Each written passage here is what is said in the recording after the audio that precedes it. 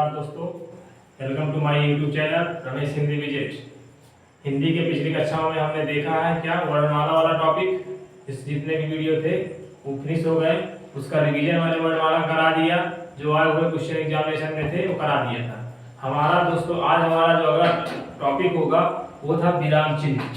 ये भी एक इम्पॉर्टेंट हिंदी का टॉपिक है, क्योंकि अक्सर एग्जाम में 2 से 3 नंबर इसमें इस टॉपिक से पूछ लिए जाते हैं। तो आज हम दोस्तों आपको ऐसा विराम चिन्ह संबंधित ऐसा कॉन्सेप्ट सिखाएंगे जो आप कभी भी नहीं भूलोगे कि विराम चिन्ह कैसे लगाते हैं, कहाँ यूज करते हैं, कभी नहीं भूलोगे। आज हम आपको बताएंगे। तो पहला हमारा दोस्तों जो पहला ही क्वेश्चन बन जाता है कि विराम चिन्ह कहते किसे हैं, इसकी डिफिनेशन क्या होती है। दोस्तों इसकी जो डिफिनेशन होती है वो होती है जब भाषा के लिखित रूप को अभिव्यक्ति को सरल बनाना हो, सहज बनाना हो, रोचक और स्पष्ट बनाने के लिए विराम चिन्ह को हम यूज करते हैं। उसे कहते हैं क्या, उसे बोलते हैं विराम चिन्ह। ये होते हैं क्या, ये डिफिनेशन होती है। हमारा पहला जो पॉइंट होगा, इसका पहला पॉइंट होता है जो एग्जाम में पूछ लेता है, वो होता है क्या कि विराम का मतलब क्या होता है। विराम मीन्स होता क्या है। दोस्तों विराम का मतलब होता है ठहराव। क्या होता है, ठहराव होता है, या इसी को कहते हैं क्या, रुकना। ठहराव या रुकना दोस्तों, यानी जैसे ही हम कुछ काम करते हैं, करने के बाद थोड़ी देर हम रुक जाते हैं, इसके बाद हम फिर आगे कुछ कार्य करना शुरू कर देते हैं। तो इसी तरह यहाँ भी है, जब भाषा के कोई लिखित रूप को हम जब हम पढ़ते हैं, अभिव्यक्ति को जब हम पढ़ते हैं तो उसमें थोड़ा सा हम क्या करते हैं, रुकते हैं। जब हम रुकते हैं उसी को बोलते हैं क्या, विराम। उसी कहते हैं ठहराव या रुकना। हमारा दोस्तों अगला जो हमारा पॉइंट हो जाएगा वो हमारे हिंदी के एक प्रकार के विद्वान है श्री कामता प्रसाद गुरु जी ने कहा था कि विराम चिन्ह, श्री कामता प्रसाद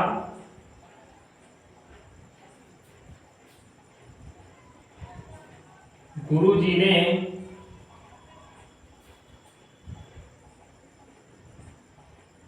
विराम चिन्हों की जो संख्या है कितनी बताई दोस्तों, वो बताई थी 20। श्री कामप्रसाद गुरु जी ने कहा था कि विराम चिन्हों की संख्या 20 है। ये एग्जाम में पूछ लेता है कि विराम चिन्हों की संख्या 20 है, किसने कहा था। तो हमारा क्या आंसर आएगा, हमारा आएगा श्री कामप्रसाद गुरु जी ने कहा था कि विराम चिन्हों की संख्या 20 है। इसका श्री कामप्रसाद गुरु जी ने जो अगला पॉइंट उन्होंने कहा है कि पूर्ण विराम, क्या कहा है, पूर्ण विराम को छोड़कर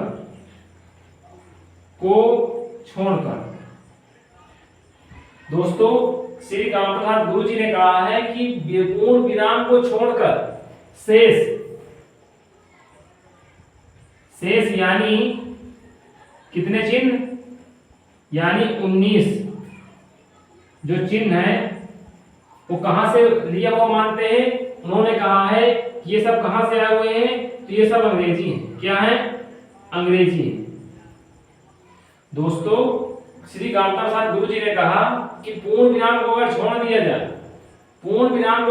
दिया जाए तो शेष यानी जो 19 हमारे जो चिन्ह है, विराम चिन्ह, वो कहां से लिया हुआ मानते हैं, तो अंग्रेजी से लिया हुआ मानते हैं। दोस्तों ये हमारे 2 पॉइंट थे, 3 पॉइंट, यानी विराम का मतलब इतना, इसको एग्जाम में हमेशा पूछ लेता है। दोस्तों हमारा सेकंड पॉइंट है कि विराम चिन्ह की संख्या कितनी बताई, तो वो 20 बताई है।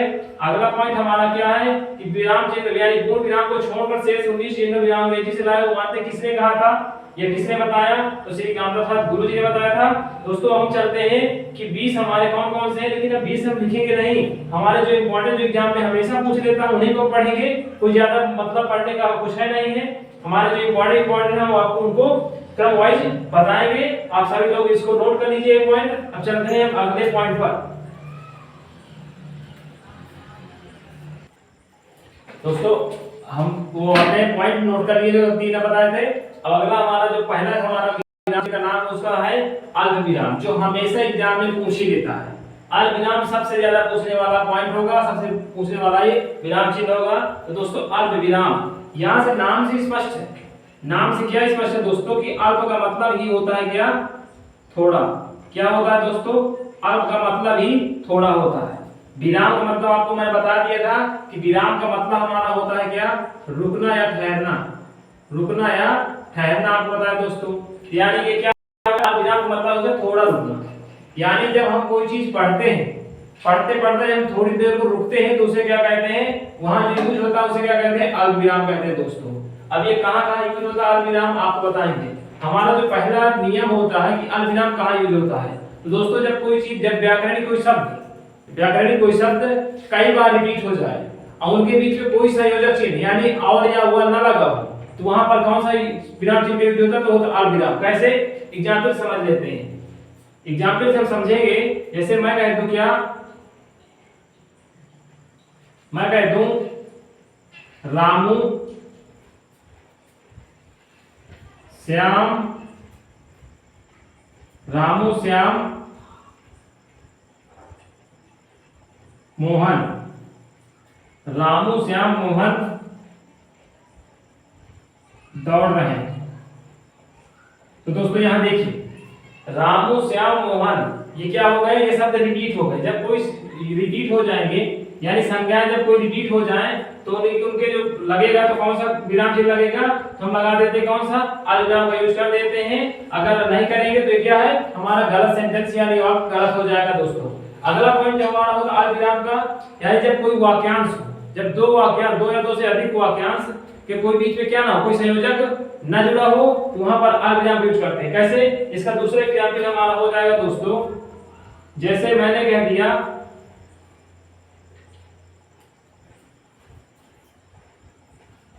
राम बाजार गया,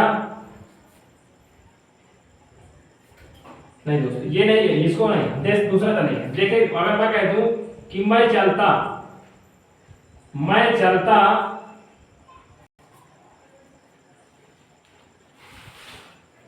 लेकिन मेरी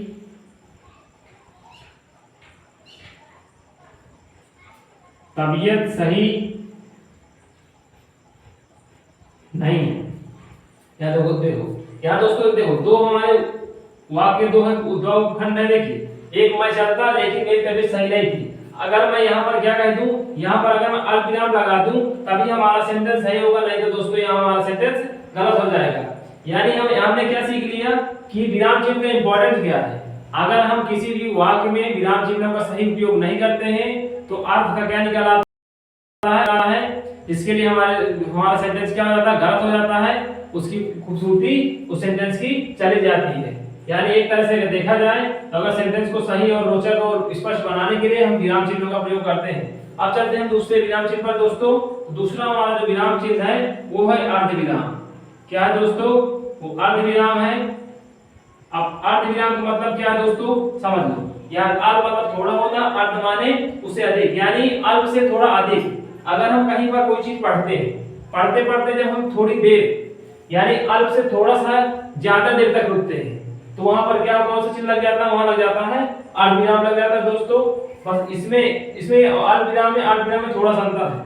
अगर मैं कह दूं, जैसे मैं कह दूं, यहाँ पे समझ लो, जैसे कह दूं कि मैं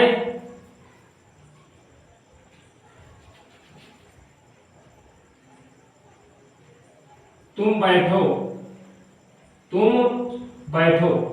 फिर यहां बताओ वह आया,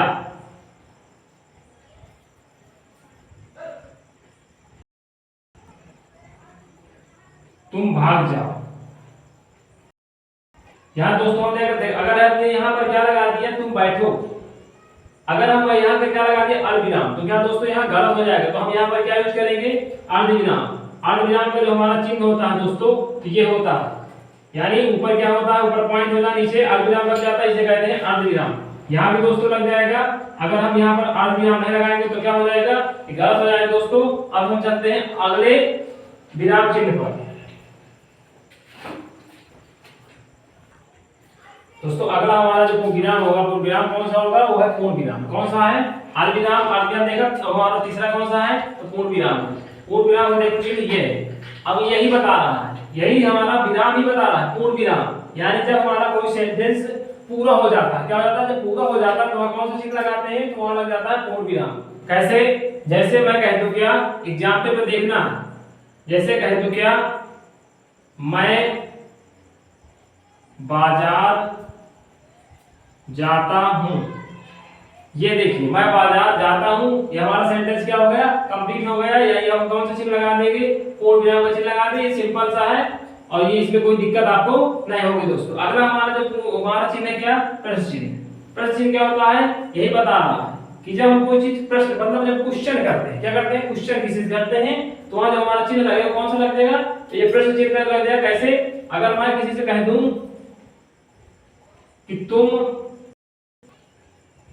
कहां जा रहे हो, तुम कहां जा रहे हो, अगर मैं यहां पर नहीं लगाता क्या, अगर मैं यहां पर नहीं लगाता प्रश्न चिन्ह, तो हमारा सेंटेंस क्या हो जाएगा, गलत हो जाएगा दोस्तों। यहां क्यों, क्योंकि यहां देखिए वाले क्या क्वेश्चन वर्ड आया है, कहां, तुम कहां जा रहे हो, क्वेश्चन वर्ड लगाएंगे तो अगर प्रश्न चिन्ह हम लगाएंगे तो यह हमारा क्या सेंटेंस गलत हो जाएगा। इसलिए कोई भी क्वेश्चन वर्ड के वाक्य में क्या लगेगा, मेरा क्वेश्चन चिन्ह का यूज करते हैं दोस्तों आगे विराम चिन्ह पर।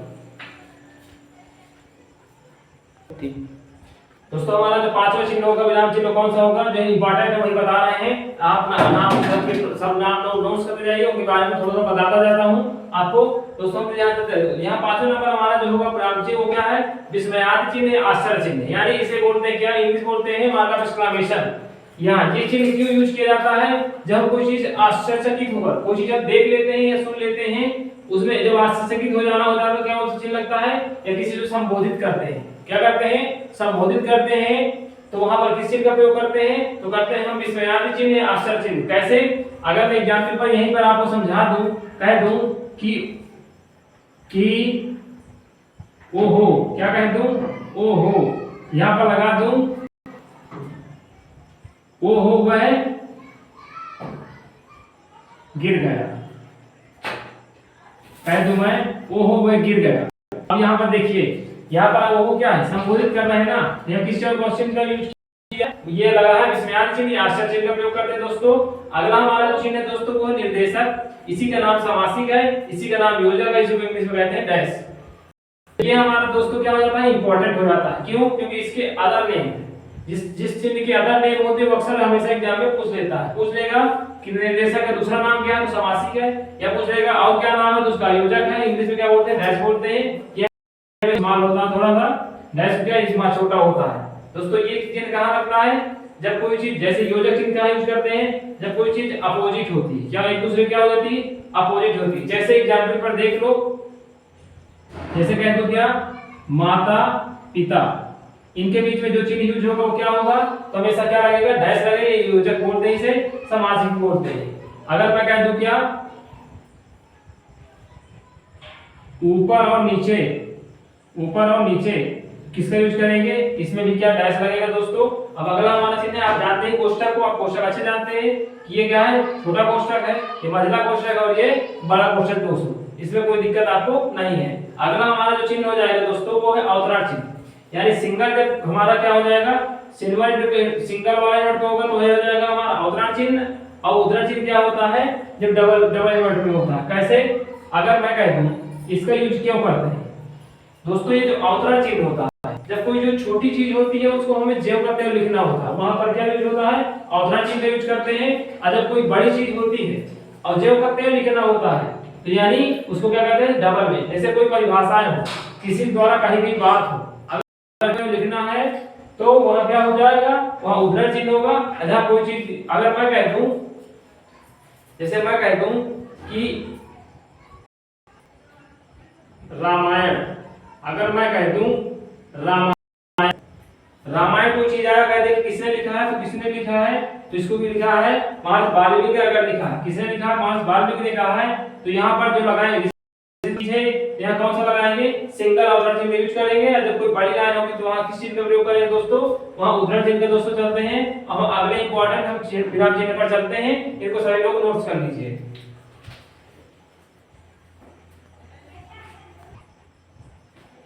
आपने, आई होप आपने वो चिन्ह पुराना जब लिखा है तो उसको आपने नोट्स कर लिया होगा। इंपॉर्टेंट पर, और यही से हमारे फिनिश हो जाएंगे क्या इंपॉर्टेंट वाले विराम चिन्हों की, विराम चिन्ह जो है वो जो हमें से क्या पूछते हैं वहां से खत्म कर देंगे दोस्तों। अगला हमारा जो नंबर का वो कह रहा है विवरण चिन्ह।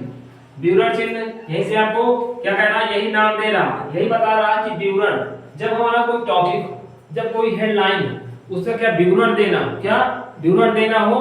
जैसे मैं कह दूं क्या, अगर मैं कह दूं एग्जांपल में समझ लो, अगर मैं कह दूं कि किसी के बारे में कहना हो, किसी के बारे में कहना हो, जैसे मैं कह दूं क्या पर्यावरण, क्या कह दूं पर्यावरण, कह देंगे कि पर्यावरण में कोई कथन लिखो या कोई टिप्पणी कीजिए, तो यहाँ पर कौन सा चिन्ह लगा देंगे दोस्तों, यहाँ पर लगा देंगे क्यों विवरण चिन्ह, क्योंकि हम पर्यावरण के बारे में विवरण, यानी जब कोई चीज व्याख्या करते हैं किसी चीज की, यानी ज्यादा डीपली जाएंगे तो वहां कौन सी यूज करते हैं, तो हो जाएगा हमारा कौन सा विवरण चिन्ह हो जाएगा। अगला हमारा क्या है 10 नंबर में दोस्तों, यहाँ देखिए, यहाँ दोस्तों लाघव, लाघव का मतलब ये हमारा शॉर्टकट, क्या शॉर्टकट। जैसे हम यहाँ इसका जीरो, जीरो का मतलब क्या होता है, जब कोई चीज को शॉर्टकट लिखना हो, यानी कोई जगह नहीं होती है, यहाँ शॉर्ट में लिखना होता है, जल्दी लिखना होता है, तो किसका प्रयोग करते हैं शॉर्टकट का।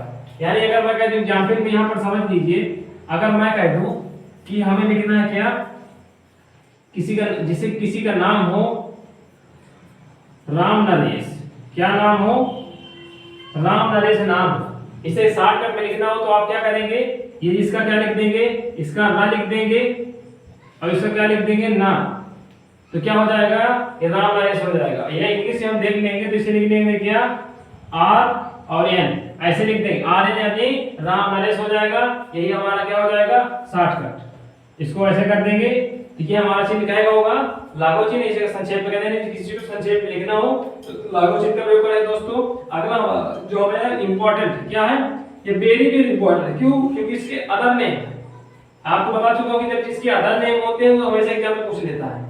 इसका थोड़ा सा आपको लेटेस्ट बता दूं, ये जो हमारा ये नाम है, ये हमें लेटेस्ट नाम मिला है, जो आपको कभी किसी हर बुक में आपको नहीं मिल सकता है, यानी वो बताएगा क्या, देखिए हंस पद और उसी को कहते हैं त्रुटि चिन्ह, उसी को कहते हैं क्या त्रुटि चिन्ह, ये तो आपको मिल जाएगा, लेकिन एक ये हमारा नाम मिल गया है जो बहुत इंपॉर्टेंट है, इसीलिए तो हम कह रहे हैं कि हमारे वीडियो जितने बनेंगे वो सब लेटेस्ट से बनेंगे और इंपॉर्टेंट टॉपिक मिलेंगे जो आपको कभी नहीं मिल सकते किसी भी क्लास में दूसरे में आपको। तो आपको बताएंगे, देखो हंस पद का दूसरा नाम है त्रुटि चिन्ह और इसका नाम है काक चिन्ह।